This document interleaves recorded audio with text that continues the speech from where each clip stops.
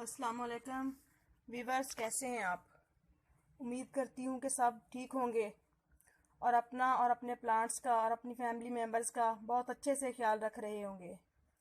तो फ्रेंड्स, सुबह सुबह का वक्त है और ठंडी ठंडी सी हवा चल रही है जो कि माहौल को बहुत खुशगवार बना रही है। तो वीडियो का आगाज़ करते हैं इन खूबसूरत से पेटूनिया के मैक्सिकन पेटूनिया के फूलों के साथ। ये देखिए माशाल्लाह कितना प्यारा नज़ारा पेश कर रहे हैं और कितने खूबसूरत लग रहे हैं ये। बेशक इनकी लाइफ एक दिन की ही होती है, लेकिन सुबह सुबह जब ये खिले हुए होते हैं तो बहुत प्यारे लग रहे होते हैं और माहौल को बहुत खूबसूरत सा रुख दे रहे होते हैं। तो चलें आते हैं अपने टॉपिक की तरफ। तो आज का जो हमारा टॉपिक है वो है एक हर्बल और मेडिसिनल प्लांट, ये अजवाइन लीव्स का प्लांट। ये एक बहुत ही खूबसूरत, बहुत प्यारा प्लांट है। इसके लीव्स देखें कितने प्यारे, नरम नरम से, बिल्कुल वेलवेटी टच देते हैं जैसे स्पंज होता है।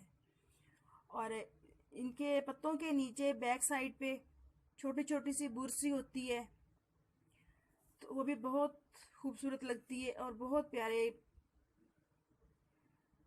लगते हैं इसके लीव्स। तो फ्रेंड्स, ये अजवाइन का प्लांट बिल्कुल नहीं है, बल्कि इसके पत्तों में से अजवाइन की खुशबू आती है, इसलिए इसको अजवाइन लीव्स कहा जाता है। अजवाइन लीव्स जो कि हम सब किचन में यूज़ करते हैं, ये वो अजवाइन नहीं होती जो हम सीड से ग्रो करते हैं, बल्कि ये स्टेम कटिंग के ज़रिए ग्रो की जाती है। और इसके एजिस एरिया देखें माशाल्लाह, जैसे खुद जिगजैग बनाया होता है।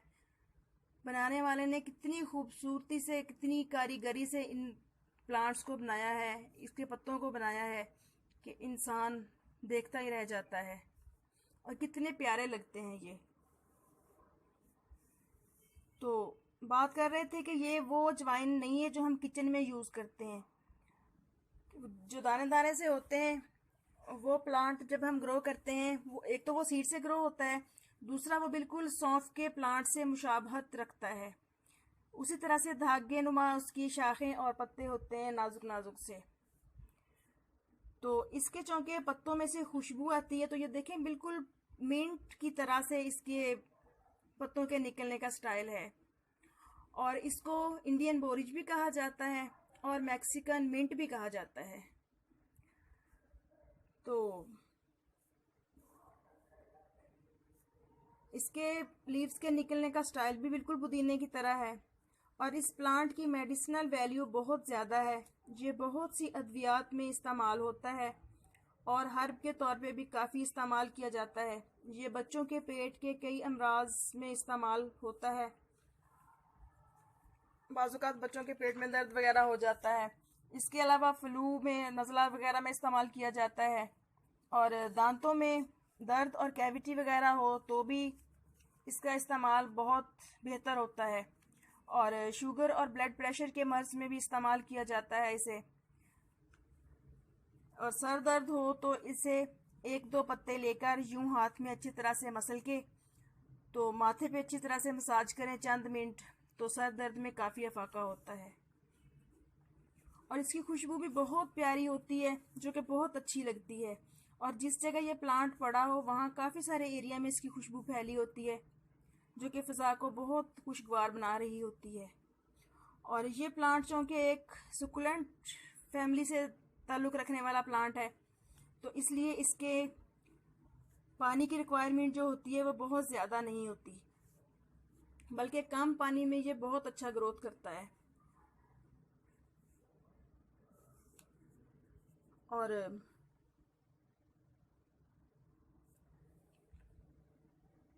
इसके अलावा ये प्लांट बहुत ही इजी टू ग्रो प्लांट है। और बहुत खूबसूरत दिखने वाला प्लांट है। बहुत ही आसानी से लग जाता है ये प्लांट।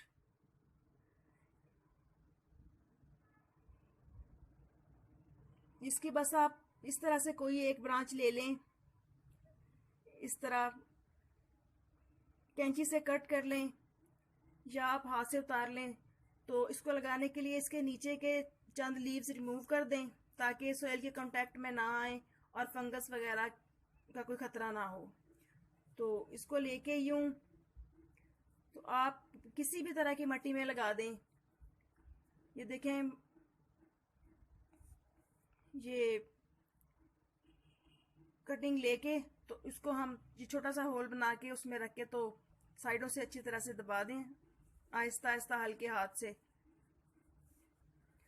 तो ये बहुत आसानी से आपके पास नया प्लांट तैयार हो जाएगा।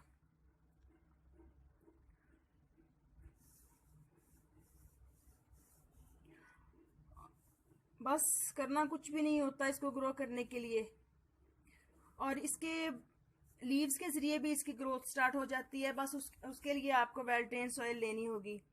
और बरसात के दिनों में इसकी शाखों के नीचे से छोटी छोटी सी रूट्स बन जाती हैं और जहाँ से वो सॉइल के कांटेक्ट में आती हैं वहीं से इसकी न्यू ग्रोथ शुरू हो जाती है और आपके पास नया प्लांट तैयार हो जाता है। और मेरे पास ये प्लांट अरसा 20-21 साल से है और हमारी फैमिली में भी काफ़ी इस्तेमाल होता है इसका। और इसके अलावा ये प्लांट किचन में भी बहुत अच्छे तरीके से यूज़ होता है, बहुत सी रेसिपीज़ में काम आता है। इसके पकौड़े वगैरह बनते हैं जो कि बहुत लजीज होते हैं। जैसे आलू और पालक के पकौड़े बनाए जाते हैं, बिल्कुल ऐसे ही इसके पत्तों को लेकर अच्छी तरह से धो के तो बेसन में डिप करके आप इसके पकौड़े बनाएं जो कि बहुत टेस्टी और जायके में अपनी मिसाल आप होते हैं।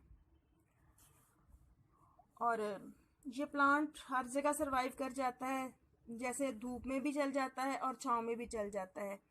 बट मई जून के महीने में जब गर्म लू चलती है तो ऐसे में इसको कोशिश करनी चाहिए कि शेडी एरिया में रख दें, वरना इसके पत्तों के एजिस एरिया ब्राउन होना शुरू हो जाते हैं और प्लांट इतना खूबसूरत दिखाई नहीं देता। और इसके अलावा बहुत ज़्यादा सर्दी के दिनों में भी इस प्लांट के लिए थोड़ी परेशानी होती है, क्योंकि जब टेम्परेचर बहुत ज़्यादा लो हो जाता है और रात को फॉग पड़ती है तो इन दिनों ये पौधा अपने पत्ते गिरा देता है और चंद ही लीव्स बस रह जाते हैं इसकी शाखों पे। फिर जैसे ही बहार के दिन शुरू होते हैं, यानी कि फरवरी मार्च आता है, तो इस पर न्यू ग्रोथ आना शुरू हो जाती है। और फर्टिलाइज़र वगैरह भी इसको कुछ खास नहीं चाहिए होता, ये वैसे ही बहुत अच्छी ग्रोथ करता है। बट मैं जब भी सारे प्लांट्स को लिक्विड फर्टिलाइज़र बना के देती हूँ तो थोड़ा सा इसमें भी डाल देती हूँ। और पेस्ट वगैरह भी इस पर कोई ख़ास अटैक नहीं करते।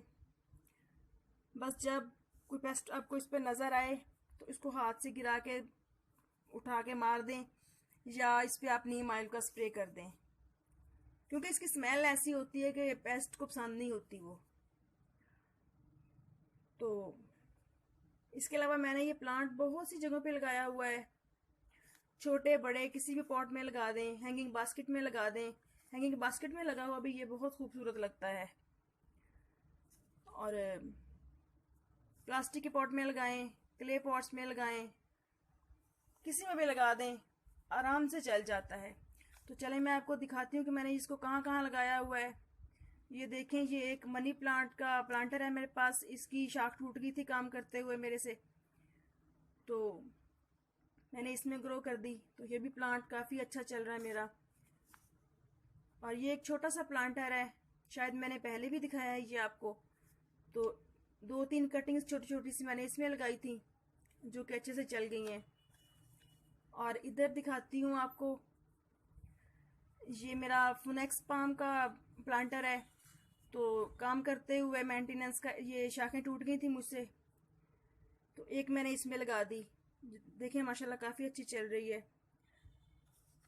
ये देखें, मैं आपको दिखाती हूँ इस रैक में, ये मेरे किचन का रैक है, किचन में यूज़ नहीं हो रहा था तो मैंने इसमें लगा दिया। ये इस प्लांटर में मैंने काफ़ी सारी कटिंग्स लगाई थी, तो इसकी भी 2-3 लगा दी अजवाइन लीव्स की। तो ये देखें माशाल्लाह कितना बुशी हो रहा है मेरा प्लांट, नीचे तक इसकी शाखें हैंग हो रही हैं। और इधर एक शाख नीचे मुझसे टूट गई थी, तो ये मैंने बोतल में लगा दी, ये भी चल गई अच्छी तरह से। इसके अलावा चले मैं आपको दिखाती हूँ कि और कहाँ कहाँ मैंने इस प्लांट को लगाया हुआ है। और पिछले वक्त में जब ऑरिगेनो का बहुत ज़्यादा इस्तेमाल आम नहीं था, तो बहुत से लोग मुख्तलिफ डिशेस को फ्लेवर देने के लिए ऑरिगेनो की जगह अजवाइन लीव्स को इस्तेमाल करते थे। तो अब चूँकि बहुत ज़्यादा आम हो गया है, तो अब ज़्यादा इसकी वो डिमांड नहीं है, और बहुत सी फैमिलीज़ में अब भी इसका इस्तेमाल बहुत ज़्यादा होता है। कुछ लोग ऑर्नामेंटल प्लांट के तौर पे लगाते हैं, कुछ इसका जूस वगैरह भी इस्तेमाल करते हैं। और इधर ये देखें, इस प्लांटर में भी मैंने एक कटिंग लगाई थी, और ये देखें माशाल्लाह मेरा प्लांट कितना बुशी हो के काफ़ी सारा एरिया इसने इधर भी घेरा हुआ है। तो आसानी से चल जाता है, कुछ भी नहीं करना पड़ता इस प्लांट को लगाने के लिए, बस बहुत ज़्यादा पानी नहीं डालना, क्योंकि अगर ओवर वाटरिंग हो जाती है तो इसके स्टेम्स और लीव्स गलना शुरू हो जाते हैं, और फिर आहिस्ता आहिस्ता प्लांट ख़त्म हो जाता है। तो आई होप कि अजवाइन लीव्स के मुतालिक आपको मेरी इंफॉर्मेशन पसंद आई होंगी। पसंद आई तो मेरे चैनल को सब्सक्राइब कीजिएगा और मेरे वीडियो को लाइक और शेयर कीजिएगा। इजाज़त दीजिए, फिर मिलेंगे नेक्स्ट वीडियो में नेक्स्ट टॉपिक के साथ।